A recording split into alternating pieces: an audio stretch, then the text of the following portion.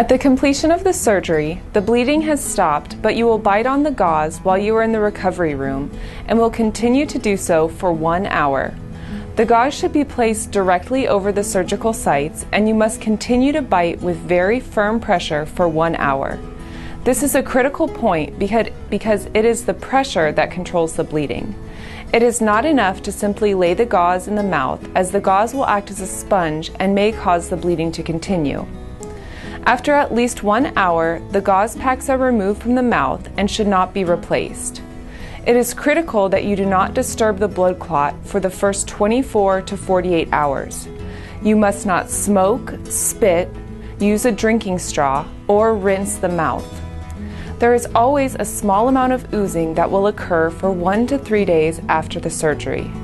This is usually a tiny amount of blood mixed with your saliva, which will appear pink or blood-tinged. Do not be concerned, this will not require the use of gauze packs.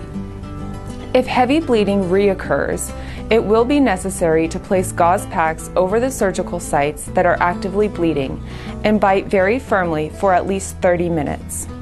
Heavy bleeding is described as active bleeding coming from the surgical sites, filling the mouth to the point where you actually have trouble speaking.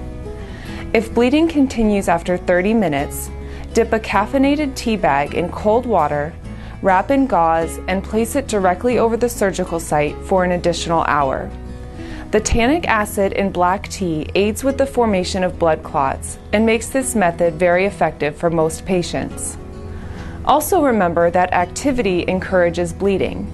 It is important for you to rest and remain inactive, especially for the first 24 hours. If significant bleeding persists, please call the office.